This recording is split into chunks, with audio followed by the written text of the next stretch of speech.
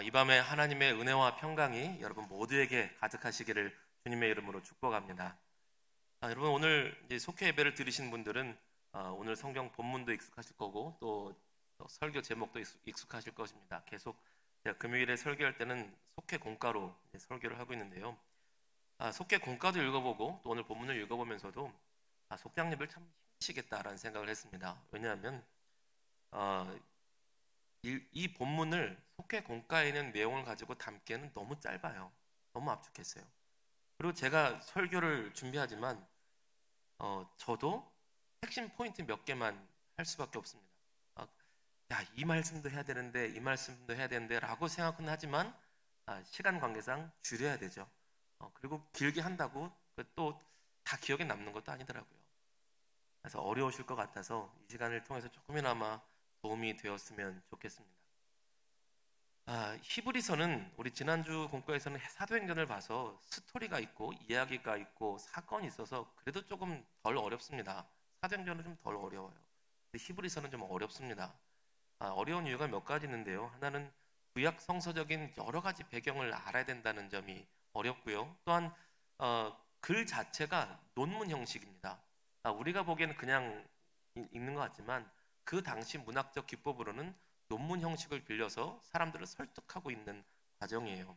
어떤 것을 설득하고 있는 것이냐면 당시에 최근 우리 또 이제 새벽 2부에서 히브리서를 해서 또 들으신 분들도 있겠지만 당시에 상황이 좀 성도님들이 믿음을 지키기가 참 어려운 상황이었습니다. 두 가지의 고통이 같이 있는 상황이었어요. 첫 번째는 로마 황제의 압박이었습니다. 로마 황제는 내가 신의 아들이고 내가 주님이고 내가 신이니 나를 경배해라. 다른 신들을 다 섬겨도 된다. 그런데 궁극적으로 로마 황제 가이사를 신으로 섬겨야 된다. 로마 황제 가이사를 주님으로 섬겨라. 너희는 인사도 그렇게 해라. 가이사가 주님이십니다. 가이사가 주님이십니다.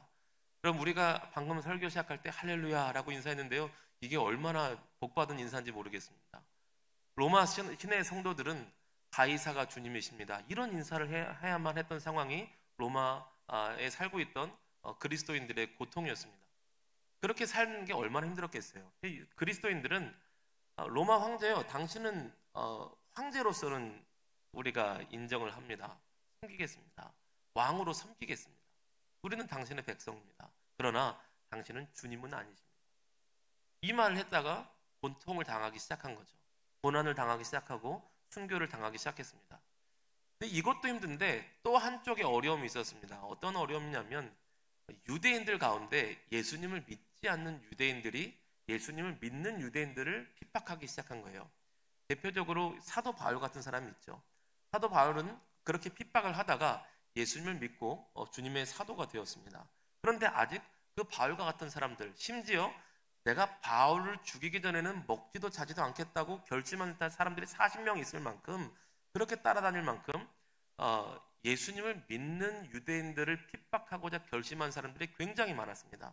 그러니까 예수님을 믿는 유대인들은 로마 쪽에서도 핍박을 받고 유대인들에게도 동족에게도 핍박을 받아서 참 어려운 거죠. 참 살기가 힘든 것입니다. 그런 상황에서 너무 살기가 힘드니까 또 특별히 예수님을 믿은 지 얼마 안 된 초신자 유대인들이 다시 돌아가기 시작했습니다.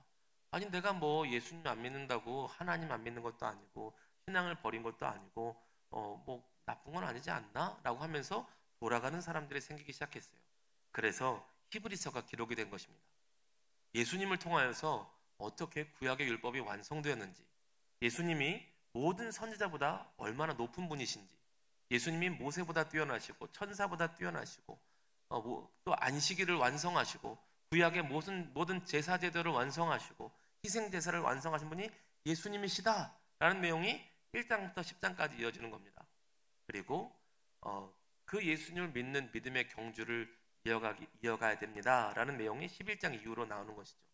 우리 믿음의 선조들도 환난과 고난과 역경이 있었지만 하나님을 바라보며 하나님 나라를 보며 믿음을 가지고 이기지 않았습니까? 믿음의 선조들의 얘기가 우리가 잘 아는 히브리서 11장 믿음장의 얘기가 나오는 것이죠. 우리 믿음의 선조들을 보며 때로는 우리가 상급을 다 받지 못할지라도 그래도 12장 믿음의 경주를 인내로서 감당하자 라는 내용이 히브리서로 쭉 이어지고 있습니다. 그 중에서 1장은 천사보다 높으신 주님에 대해서 이야기하다가 2장에서는 사람들이 가장 궁금해했던 질문을 답변을 해주는 시간이에요. 어떤 거냐면 유대인 중에 초신자 유대인들은 이런 질문을 가졌던 것입니다. 예수님이 정말 하나님이시면, 예수님이 정말 그리스도시면 왜 천사보다 낮아지셨습니까? 그리스도는 근본 하나님 아니십니까? 근본 하나님의 아들 아니십니까? 그분이 왜 낮아지시고 그리스도 만물이 그리스도의 발 아래 복종하게 하시겠다는 예언의 말씀이 있는데 왜 로마 황제가 만물을 다스리고 있습니까? 왜 예수님이 그리스도라면 만물을 다스리지 못하고 오히려 로마 황제에게, 로마 정권에 그 십자가의 처참히 무참히 그렇게 힘없이 죽으신 것입니까? 정말 예수님이 그리스도라면 왜 만물이 아직도 복종하지 않고 그렇게 힘없이 죽어야만 했던 것입니까? 라는 것이 유대인 초신자들의 질문이었어요. 오늘은 2장은 그것에 대한 답변을 하고 있는 것입니다. 예수님이 왜 낮아지셔야 됐는지, 왜 사람이 되셔야 됐는지, 왜 죽으셔야만 했는지 그 이야기를 오늘 히브리서 2장에서 설명을 하고 있는 거예요. 우리 2장 9절에서 10절 말씀 한번 보시겠습니다. 2장 9절에서 10절 말씀, 오늘 2장 본문만 볼 거기 때문에요. 성경책 펴두시고 혹시 화면이 안 나오셔도 말씀만 보시면 좋겠습니다. 2장 9절에서 10절 같이 읽습니다. 오직 우리가 천사들보다 잠시 동안 못하게 하심을 입은 자 곧 죽음의 고난 받으심으로 말미암아 존귀로 관을 쓰신 예수를 보니 이를 행하심은 하나님의 은혜로 말미암아 모든 사람을 위하여 죽음을 맛보려 하심이라. 그러므로 만물이 그를 위하고 또한 그로 말미암아 이가 많은 아들들을 이끌어 영광에 들어가게 하시는 일에 그들의 구원의 창시자를 고난을 통하여 온전하게 하심이 합당하도다. 아멘. 9절 마지막 걸 보니까요. 이제 9절 처음을 보면 천사보다 잠깐 못하게 하신 것은 라고 보자면 9절 마지막 절에 모든 사람을 위하여 죽음을 맛보려 하심이라 라고 되어 있습니다. 그러니까 예수님이 천사보다 못하게 되신 것, 사람이 되신 것, 힘이 없어지신 것, 그 이유는 죽음을 맛보려 하심이라는 거예요. 죽기 위해서 사람이 되셨다는 것입니다. 죽기 위해서 약해지셨다는 거예요. 그럼 왜? 그 이유는 우리 10절 후반절에 보면 구원의 창시자를 통하여서 온전하게 하심이 마땅하도다. 그 이유는 죽음을 통하여서 구원의 창시자가 되기 위하여서 주님이 죽으셔야만 했다는 것입니다. 주님이 낮아지시고 사람이 되시고 천사보다 못한 존재가 돼야만 하셨던 이유, 그 이유는 구원의 창시자가 되기 위하여서 낮아지시고 천사보다 못한 존재가 되셨다는 것입니다. 예수님이 죽으셔야만 구원이 완성된다는 얘기예요. 그 길은 우리 뒤에서 좀 더 할 텐데요. 구원의 창시자가 되었다는 말은요, 구원의 길을 만드셨다는 얘기입니다. 없던 길을 만드셨다는 거예요. 새로운 길, 완전한 길을 만드셨다는 것입니다. 구원의 길을 창조하셨다는 거예요. 여러분, 우리 하나님은요, 광야의 길을 만드시는 분인 줄로 저는 믿습니다. 없던 길도 만드시고 광야 한복판에 죽음의 길 가운데, 사망의 음침한 길 가운데 길을 만들어내시는 분이 우리 하나님이시라고 저는 믿습니다. 여러분, 우리 비아 돌로로사라고 하는데요, 십자가의 길이라는 단어죠. 이 십자가의 길은요, 우리는 보통 예수님 십자가의 길을 걸으셨어, 고난 주간에 예수님 십자가의 길을 가셨지, 고난 당하셨지 하면 주님이 당하신 고통에만 초점을 맞춥니다. 맞아요. 틀리진 않습니다. 주님이 정말 크나큰 고통을 당하셨죠. 그런데 그 고통으로, 그 십자가의 길로, 그 고난의 길로 어떤 결과가 있었는지를, 열어졌는지를 우리는 봐야 됩니다. 주님의 십자가의 길, 주님의 고통의 길은요, 그냥 고통당한 것으로 끝나지 않았습니다. 주님이 고난의 길, 십자가의 길을 가셨기 때문에 구원의 길을 만드셨습니다. 그것이 구원의 창시자가 되신 것이죠. 여러분, 주님께서 십자가에 지신 그 고통은 고난으로 끝나는 것이 아니라 구원의 길을 여셨습니다. 생명의 길을 여셨어요. 근데 이것이요, 우리에게도 그럴 수 있습니다. 우리에게 십자가의 길을 걸어가라, 자기 십자가를 지라 라고 주님이 우리를 부르시잖아요. 근데 우리는 그때에 고난에만 초점을 맞춥니다. 자기 십자가를 지고 오라 그러면 죽도록 고생하라는 얘기구나. 되게 힘들겠다. 고난당하겠다. 그런데 그 십자가의 길이 구원의 길을 만듭니다. 그 고생의 길이 구원의 길을 만듭니다. 여러분, 요셉을 생각해 보세요. 요셉이 자기가 원한 것은 아니었지만, 자기가 뜻하는 것은 아니었지만 광야길을 걷고 고난의 길을 걷습니다. 형제들이 그 구덩이에 파서 죽이려고 하죠. 죽을 뻔했습니다. 정말 죽일라 그랬어요. 그 형제들이 어쩌면 그런지 모르겠습니다. 근데 간신히 이제 유다가 말려서 우리 동생인데 죽이지는 말자, 그냥 노예로 팔아버리자. 노예로 팔려갑니다. 그곳에도 성실히 살았어요. 성실히 살았는데 억울하게 감옥을 갑니다. 억울하게 감옥을 가서 열심히 도와줬는데, 꿈도 풀이하고 도와줬는데, 자기가 도와준 사람들이 자기를 다 잊어버려요. 나는 은혜를 베풀었는데, 나는 선을 베풀었는데, 하나님의 능력으로, 하나님의 뜻으로 그들이 복직한 사람들이 나타났는데, 그러다가 결국 하나님의 은혜로 이집트의 총리가 되죠. 여러분, 이집트의 총리가 됐던 것, 대통령이 됐다는 것 자체가 중요하진 않습니다. 물론 영광스럽지만 더 중요한 것이 있습니다. 그가 고난 받았기 때문에 총리가 될 수 있었고요, 총리가 되었기 때문에 이집트 온 민족을 구원하는 길이 되었고, 또한 야곱의 가족 70명이 굶어 죽지 않고 살 수 있는 생명의 길, 구원의 길이 되었습니다. 그래서 요셉은 그렇게 고백하죠. 당신들은 나를 죽이려고 했지만 하나님께서 이것을 생명의 길로 바꾸셨다고 고백을 하는 겁니다. 여러분, 십자가의 길은요, 우리를 낮아지게 하시는 길, 주님께서 낮아지시는 것, 그것은 하나님의 뜻 안에 있다면 단순한 고생으로, 단순한 눈물의 길로 끝나지 않습니다. 주님 안에 있는, 하나님의 뜻 안에 있는 고생, 하나님의 뜻 안에 있는 죽을 것 같은 날, 하나님의 뜻 안에 있는 눈물로 지새우는 그 날은 십자가의 길이 될 때에 생명을 살리는 길로 우리를 사용하시는 줄로 믿습니다. 여러분 가운데 때론 뜬모를 눈물로 기도하며 지새운 분들이 계실까요?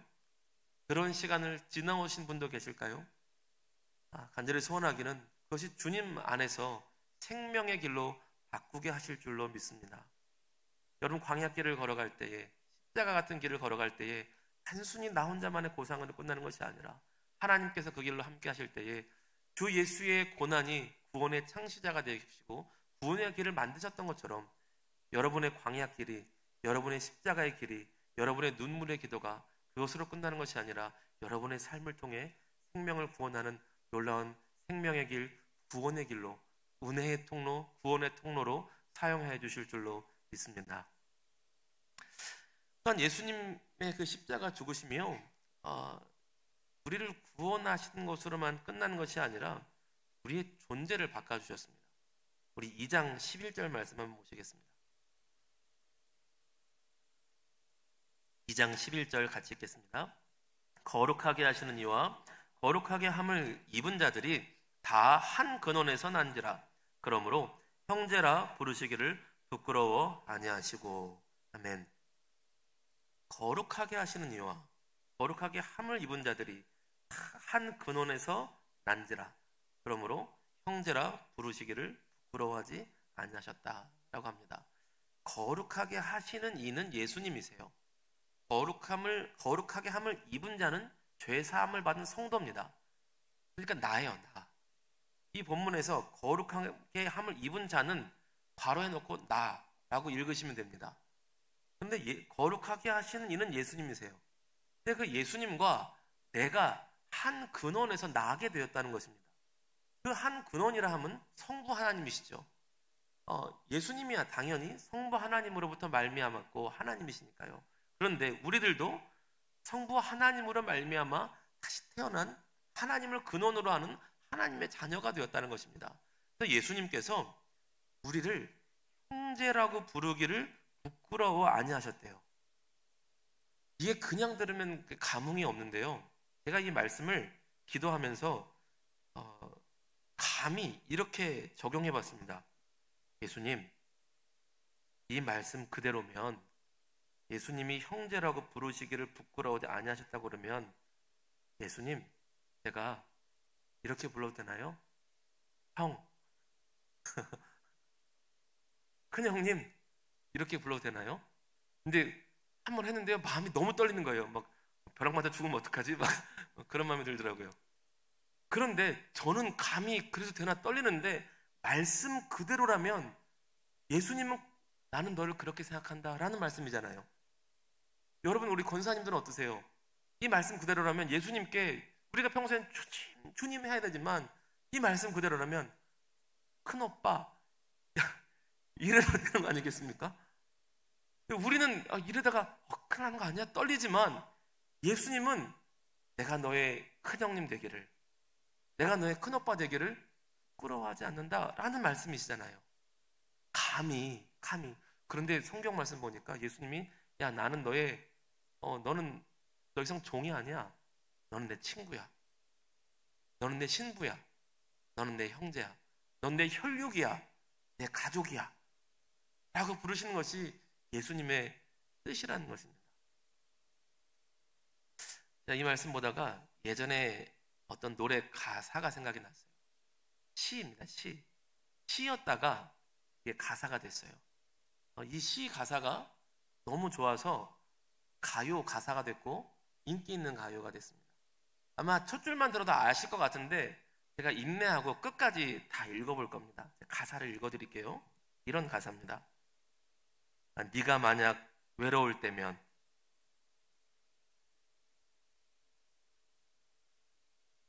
내가 위로해 줄게. 네가 만약 서러울 때면 내가 눈물이 내리.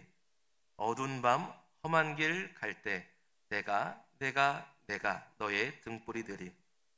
허전하고 쓸쓸할 때 내가 너의 벗 되리라. 나는 너의 영원한 형제야. 나는 너의 친구야. 나는 너의 영원한 노래야. 나는 너의 기쁨이야. 아멘 하고 싶으시죠? 막 입이 달싹달싹거리면서 막 뭔가 부르시고 싶죠? 네.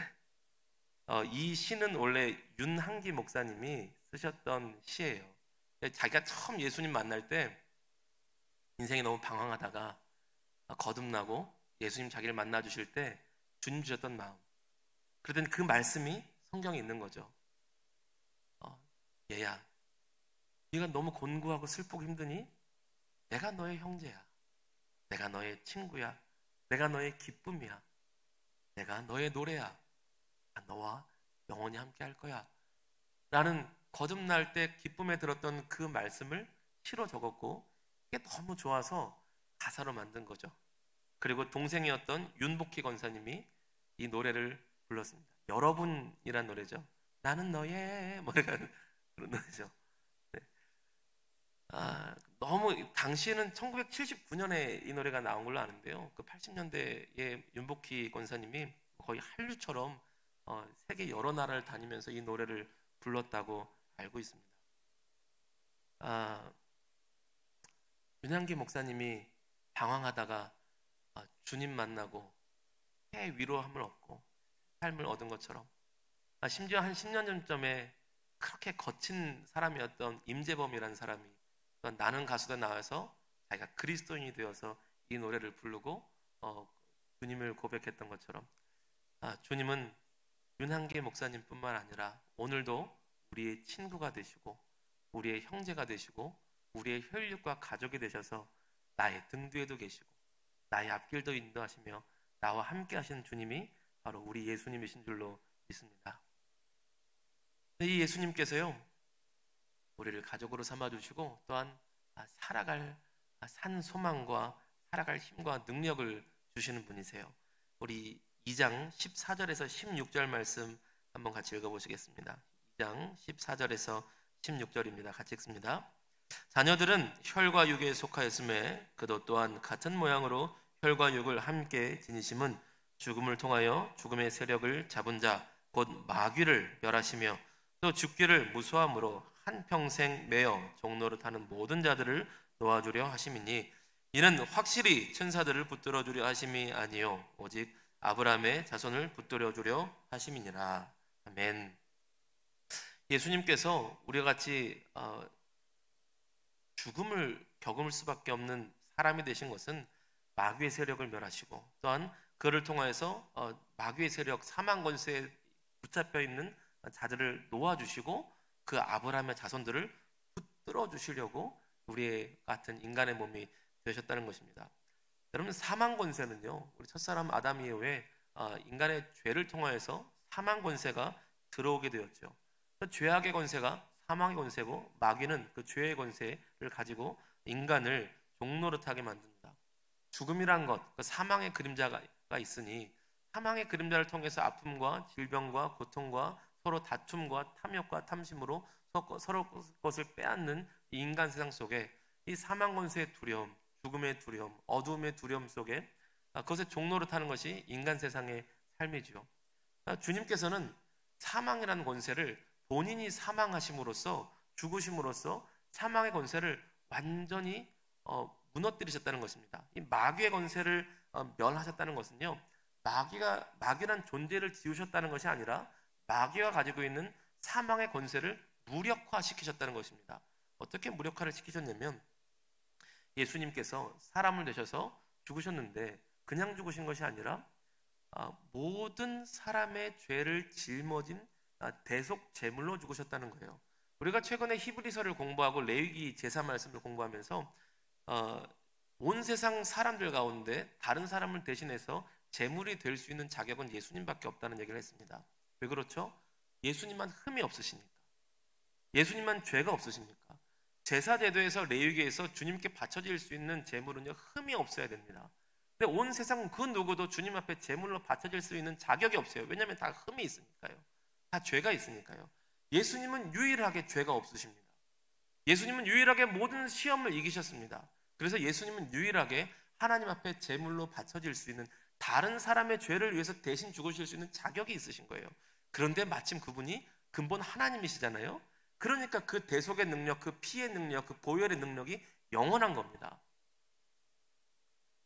그러므로 주님께서 우리를 대신하여 죽으심으로 마치 레위기 제사에서 우리의 죄가 소에게, 제물에게 넘어갔다고 믿는 사람들의 죄가, 그 소가 죽음으로써 그 순간 죄사함을 받은 것처럼 우리의 죄 때문에 사망 권세 아래 눌려 있는데, 예수님께서 우리를 대신하여 죽으심으로 그를 믿는 모든 자의 사망 권세가 같이 다 날아가 버린 거예요. 죄의 싹은 사망입니다. 죄의 싹은 저주예요. 죄의 싹은 심판입니다. 근데 내가 받아야 될 저주와 사망과 심판을 예수님이 받으신 거예요. 그러니 내가 갚아야 될 죄악의 저주와 사망의 권세와 심판에 대한 모든 것이 다 없어진 거예요. 마치 불법 대출을 그 고리대금업자에게, 사채업자에게 엄청나게 빌렸는데 내가 갚을 길이 없는 겁니다. 1만 달란트 빚진 자처럼 갚을 길이 없는데, 그래서 맨날 조폭 같은 사람들이 와서 1만 달란트 한 100억 정도 되는 돈을 갚으라고 막 조폭들이 몰려오는 거죠. 사망 권세가 몰려오는 겁니다. 그런데 어릴 때 잃어버렸던 형이 와서 그걸 갚아준 거예요. 그럼 더 이상 조폭들이 나에게 올 권한이 없는 겁니다. 그 돈을 갚으라고 찾아올 법적 권한이 없는 거예요. 사망 권세가 나를 건드릴 법적 권한이 없는 겁니다. 왜? 예수께서 나의 모든 죄의 싹과 죄의 대가와 죄의 저주와 심판의 모든 것을 주님의 죽으심으로 다 갚으셨기 때문이에요. 그래서 예수님이 사람으로 오셔야만 했고, 그래서 예수님이 천사보다 낮은 몸으로 오셔야만 했고, 그래서 예수님이 죽으셔야만 했다는 거예요. 예수님의 죽으심으로 우리의 살 길을 열어주시고, 예수님의 죽으심으로 우리를 건들려고 하는 이 사망 권세, 마귀 권세를 다 물리치셨다는 것입니다. 여러분, 그러므로 그래서 예수의 십자가의 보혈 안에 있는 사람들에게는 마귀의 권세가 힘을 못 쓰고 악한 마귀의 사망 권세가 더 이상 우리와 상관이 없는 줄로 믿습니다. 이 사망 권세의 두려움으로 사람을 움직이거든요. 세상도 그렇고요. 또 이 사소한 것일 수 있지만요, 별건 우리 교회는 없겠지만 이것을 제일 이용한 부류 중에 하나가요, 죄송하지만 무당이에요. 이거 본문 읽는데 무당이 생각나더라고요. 저희 아버지가 무당을 참 좋아하셨어요. 그래서 저는 중학교 2학년 때까지 이렇게 무당하고 친하게 지냈습니다. 명절이면 무당집에 갔어요. 아버지가 데리고 구슬하고 가방에는 항상 부적이 있고 팔에는 염주가 있고 부정 탄다고 다른 거 못 만지게 하고 그러고 살았습니다. 무당의 삶을 알아요. 이 본문이 있는데 마귀에게 쌓여서 두려움을 가지고 사람들을 건드는 자 무당이네 라는 생각이 들더라고요. 자기 경험에서 생각나는 거겠죠. 그러다 보니까요, 한 2011년쯤에 여기 중앙시장에서 어느 밥을 먹는데 학생들 데리고 이제 밥을 자주 먹었거든요. 만나는 무당이 있었어요. 그러니까 얘기를 하다 보면 알잖아요. 여기서 말하는 소리가 들리고. 근데 그 같이 오는 무리도 있고, 저도 꼭 만난 뭐 하는 데가 있고, 만난 사람이 있고. 그 집 주인분은 이제 교회 믿는 분이셨는데, 그분이 나중에 그러더라고요. 근데 그땐 전도사였으니까 문사님 올 때만 꼭 그렇게 무당이 와요. 무당하고 무슨 연이 있으세요? 그러더라고요. 그래서 그러게요.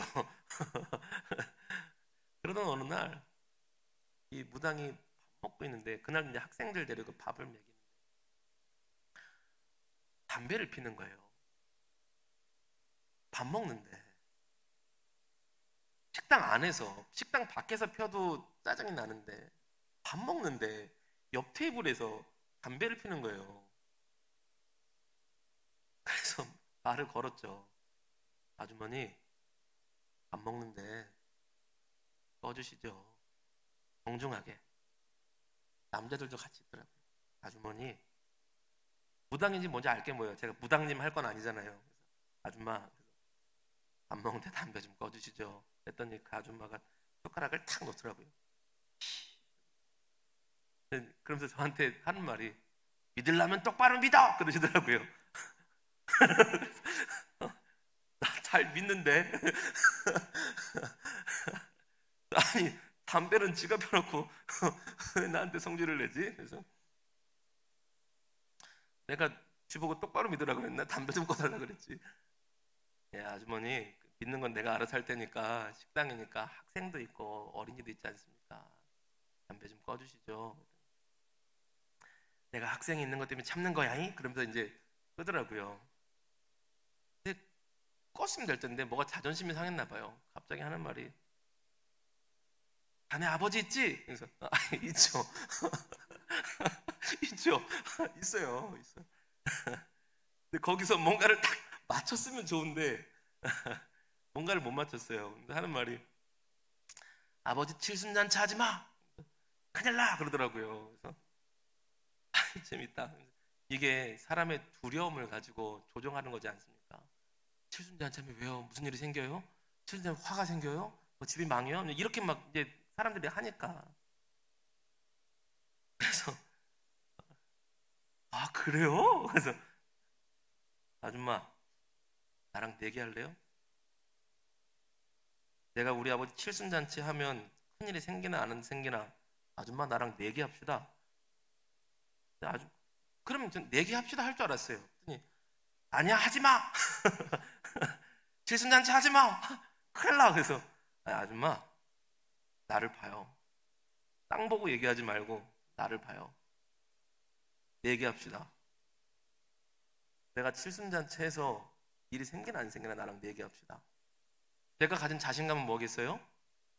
나의 모든 죄악과 나의 모든 저주와 나의 모든 심판의 권세와 나의 모든 사망의 권세는 그리스도 예수께서 다 책임지셨다.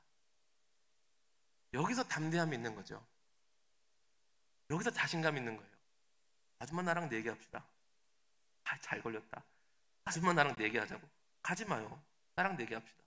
일로 오세요. 나를 보고 얘기해요. 하지 마. 예수님 믿으세요. 예수님 믿으세요. 예수님 믿으세요. 여러분 무당들이요 생각보다 되게 불쌍한 사람들입니다. 제가 알아요. 저는 무당집에서 잠도 잤으니까요. 명절이면 가서 잠자는 거예요. 온 가족이 다 가서 무당집 가서 굿하고 자고 그리고 자는 명절 음식 먹고. 근데 영적으로도 불쌍하고요. 삶도 참 기구하고요. 그 마음은 얼마나 불안해하는지 몰라요. 그리고 그 불안한 것을 다른 사람한테 두려움으로 조정하는 거예요. 무당집에 가는 집사님 권사님들이 꽤 많다는 소문을 제가 무당들에게 들었어요. 주위에는 없죠? 정말 불쌍한 사람들이거든요. 정말 불쌍한 사람들이에요. 제가 그 삶을 아니까 하는 얘기예요. 영적으로도 불쌍하고 마음도 불쌍하고 삶도 기구하고 불쌍해요. 오히려 정말 막 전도하고 위로해줘야 될 분들인데 거기 가지고 내가 어떻게 되겠습니까? 막 이거는요. 정말 안타까운 일입니다. 여러분, 무당 아니라 그 누구라도 우리에게 어떤 저주를 퍼부어도요. 그 저주는 우리를 건들 수가 없습니다. 왜냐하면 그리스도 예수께서 우리를 위해 죽으시고 하나님의 생명으로 우리를 위해 죽으시고 모든 사망 권세와 저주를 다 주님이 책임지시고 짊어지셔서 다 깨끗하게 지워버리셨습니다. 그리고 예수께서 보혈 안에서 성령의 충만함과 하나님 나라의 영광과 하늘의 거룩한 빛으로 우리의 심령을 채우시는 줄로 믿습니다. 주님의 낮아지심으로 우리를 그런 존재로, 주님의 형제로, 주님의 혈육으로, 하나님의 백성으로 삼으신 것을 감사 영광 찬송하며 믿으시기를 바랍니다. 말씀을 정리하고 마치겠습니다. 주님께서 아브라함의 자손된 우리를 끌어주십니다. 심지어 주님께서 시험당하시고 고난당하셔서 우리가 아파하고 힘든 것도 이해하시면서 우리를 도우시고 돌보시는 주님이십니다.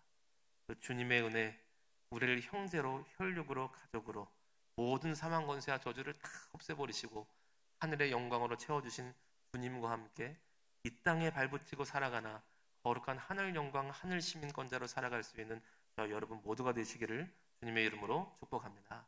네, 기도하겠습니다.